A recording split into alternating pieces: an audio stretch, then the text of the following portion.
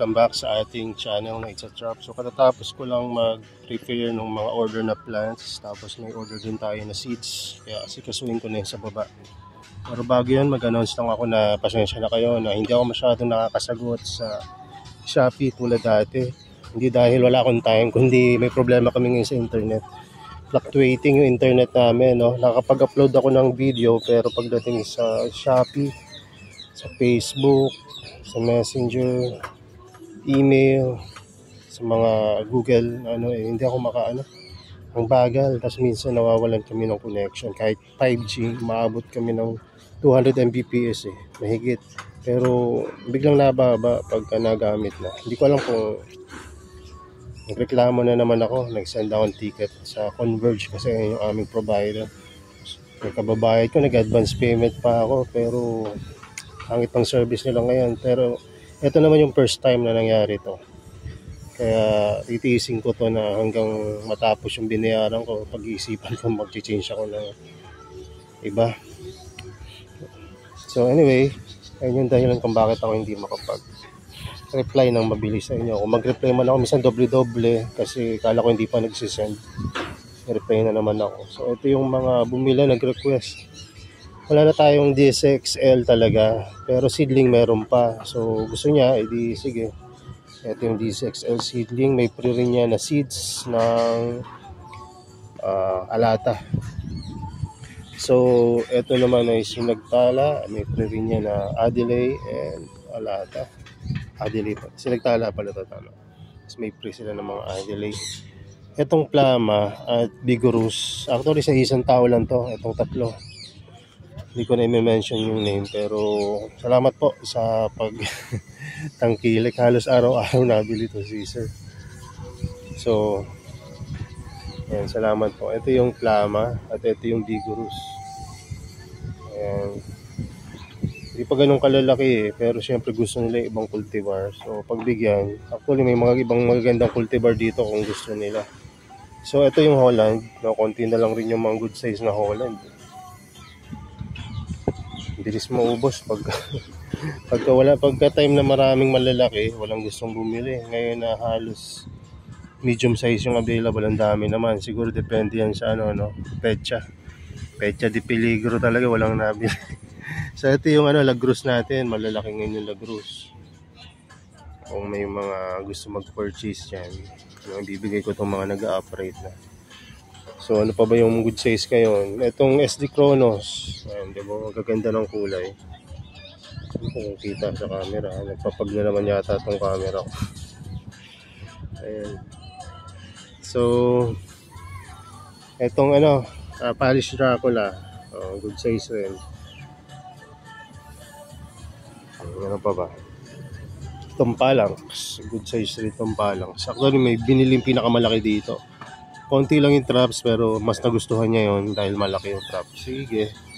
So in-out natin. Parang mga ganito kalaki, mas malaki pa ng kaunti. So ayan. Ito B52. Ayan. B52 medyo maano na ng konti. Mabawi. Mabili kasi yung B52 pero naka-order na ako ng B52 na 100 pieces. So papalakihin ko na lang pag dumating. Next year makapag-release na ng magagandang B52 na good size. Tapos ano ba to? Ito yung mga mga RTS na nakaraan. Malalaki pala dyan. So ito yung UK Solas. Hindi ganun kaganda yung camera ko ngayon dahil ingat kasi dito nagpapag yung camera ko, nabasa kasi itong nakaraan. Ito yung Alien. Daming Alien. Pamigay na. Previous natin yan next month kung gusto nyo. So ito naman yung Trebs Dracula. Ayan, sinasabi ko sa inyo, malaki yung Trebs Dracula ngayon. Ay, parang may umorder ng Trebs Dracula. Hindi ko pa yata na-arrange. Buti naparaan tayo dito. Ayan, ang daming malalaking Trebs Dracula. Ayan, tapos ito yung DSXL na may bumili na yung seedling size. Pwede na. So, at least legit na DSXL to, hindi kayo magkakamali. So sinagtala natin na nagpa-perk up na. Kasi lumbi talaga sila ng gusto, nag-dormant. Tapos ayan, bumabawi na sila. Hindi naman talaga ganun kalaki ang sinagtala, pero maganda rin, makulay. Ito naman yung Black Star. Ang in-out na lang natin dito yung mga seedling, maliliit. Pero hindi naman maliit dahil malaki talaga siya na yung mother plant. So eto mga to, ayan, for out yan. Ng around 600, no? Dahil ganyan palang kaliliit. Pag malalaki na, 900, yung mas malaki dyan, at 1,000 plus, 1,500, yung mga halos ganyang kalalaki. Pero hindi tayo muna nag-out ng mother plant kasi kailangan din natin yan for propagation purpose. Ito na yung mga seed grow naman natin. I-out na ba natin to? Ang dami maganda pala. Tingnan nyo to. Wow. Bago to I-propagate natin to. Kakaiba yung tsura niya. Ganda. Diba? Ganda na ito. Ngayon ko lang ito napansin. But anyway, move on tayo. So, ito naman yung C5 or clone 5. Diba? Nagkukumpulan sila ngayon kahit wala tayong ginawang dahilan para magkumpulan sila. So, ito naman yung mammoth na hanggang ngayon lumalaki na naman sila. Kumpulan rin sila ngayon. Siguro nag-dormant. Ito naman yung reverse trap. Ayan, magaganda yung reverse trap ngayon malalaki. Tapos Maroon Monster kung daw nagkakamali. Ayan, nilipat kasi ito sa kabilang tray. I mean yung lugar nilipat. Ito naman yung Scarletine. Lalagyan ko na nga ito ng live sphagnum para lalong gumanda. Para mas kita siya. Tapos ito naman yung Sunrise. Ayun, marami ng good size rin. Na Sunrise.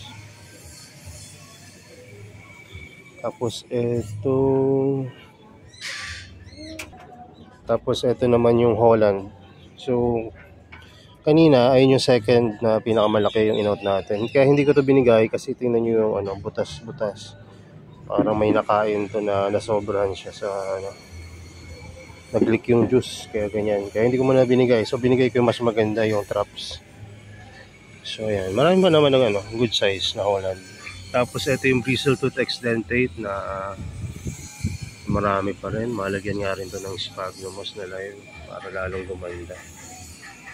Ayun, lagi nag-aanak yan kahit anong panahon. Lagi nag-aanak. Kahit hindi mo i-propagate tong bristletooth exdentate, po-propagate siya sa sarili niya. Galing lang yan sa isang mother plant. Biruin nyo. Hindi na maubos-ubos ngayon. Ayan. Tapos ito, kung daw nagkakamali yung Vigorous. CB Plama naman to. Diba? Maganda pa rin CB Plama. May pinakitaan ako ng CB Plama. Kapag indoor, napakaganda na ito. Pitch yung color niya, tapos upright. Hindi lang tayo nag-i-indoor So, ito naman yung good size pa rin. Ito, ang dami nang mas lumaki pa. Ayan, ganda rin, diba? Coquillage. Ayan, may ano ko sa inyo, may recommend kasi. Diba, kakaiba yung traps niya, kulay at shape. Ito naman yung clone 3. Yung mga clone giant ni Sir Volker. DMDC. Oops, parang nakamali ako. Ito pala yung maganda sa indoor. Itong DMDZ. Ayan. Yung plama, mapula rin yun, yung plama. Pero ito yung maganda pag indoor. Upright as pitch yung color. Yung DMDZ. Kasi ito naman yung red piranha. Nabili na yung malaki na ito. Na isama nung bumili ng Maroon Monster. So, medium size na yung nakuha niya. Sa Maroon naman, medyo maliit pa. Pero sabi niya, okay lang sir. Danas ko na yung pag-aalaga niya. Kaya naintindihan niya pagka medyo red, medyo mahirap or matagal lumaki compare sa green cultivar. So, soon makakapag-release na rin tayo ng iba pang mga cultivar. Pero ngayon, ayan muna. Paisa-isa siguro kung out ng mga bagong cultivar dito. Ito pa pala yung hindi ko pala naisama to. Ito yung Shenron. Ayan o. Dami ng good size sa Shenron. Mukhang may mga medium size na dito So, ito naman yung Lips and Lashes. Magkapag-release na nga ng pailan-ilan rin na ito. Sana hindi ako tamarin mamaya. Kasi marami pa akong gagawin. Gusto ko pang mag-propagate ng mga Sanjus. Tapos ito naman yung iba pang mga cultivar. Napakarami yan kaya hindi ko na isa-isahin. Mga bagong cultivar na meron tayo dito. Ayan. Oops. Yung mga dumi. Kailangan tanggalin. Ito mga malalaking cultivar na ano reto. Anong cultivar to? Petit dragon pero ganda. Laki. Hindi na siya petit. Malaki na siya. Ayan. Tapos ito ano bang cultivar din to? RPC. Yan. Napakaganda na ito pagka na-out natin. Malaki yan. Malaking cultivar. Tapos matibay. Parang bansot yung itsura niya. Pero ano siya eh. Nagka-upright siya pero maikli siya. Tapos ang taba niya maugat. Tingnan nyo. Hindi pa nasa arawan yan ha. Pag nasa arawan yan mas makikita mo yung mga veins niya sa petiole. Tapos ito pa yung iba. Hindi ko nababanggitin lahat. Pero ayun yung mga mai-release natin sa mga susunod pang mga panahon. Ayan. May mga iba na nag-decline yung health pero naagapan naman natin at hindi naman sila na totally ubos. Nasayang nga eh. Hindi naman siya napabayaan. Nag-ano lang, overconfident lang tayo. Ibilad sila ng gusto. Kaya ngayon medyo nilagay natin dito sa medyo shaded na parte ng ating growing area. Ayan. At medyo maganda naman yung kanilang kinalabasan. Pag medyo nakabawi-bawi na yan, ilipat na uli natin sa araw. Sa arawan. Tapos yung mga ano pala natin, ito, nilabas muna natin. Yung mga live sphagnumos para medyo makaranas ng pagkatuyo. Kasi ina-acclimate rin to, itong mga live sphagnumos. Para pagdating dun sa mga nag-purchase, matibay. At maiwasan rin yung pag-a-algae kasi nag-a-algae rin to. Parang nag-a-algae pero magiging sphagnumos rin yun. Nagigreen ng gusto. Ayan. Para medyo makaranas. Mamuti ng konti. Tapos didiligan. Gaganda uli yan. Tapos titibay na. Tapos kakapal pala yung, yung kanilang heads pagka maaraw. Ayan na. So, ipak na natin itong mga to. Hindi ko na ipapakita sa inyo. Pero itong mga to, may mga free pa rin tong seeds hanggang katapusan. Dating na katapusan, hindi ko alam pa yung magiging promo natin. Pero ngayon pa lang medyo nag-iisip na ako kung mag-previous tayo ng mga Venus flytrap seeds or seedling. Yeah, tingnan natin. Or is-previous natin itong mga rare na mga pingikula. Diba? So, tingnan natin kung ano magiging decision natin pag dating ng end of the month. Banda euro may 30 ba ngayon? Basta pag end of the month magde-decide tayo kung anong mga promo. Pwede rin kayo mag-suggest kung magkakasundo tayo nang gawin nating promo. So yun lang muna. God bless sa inyo and bye bye.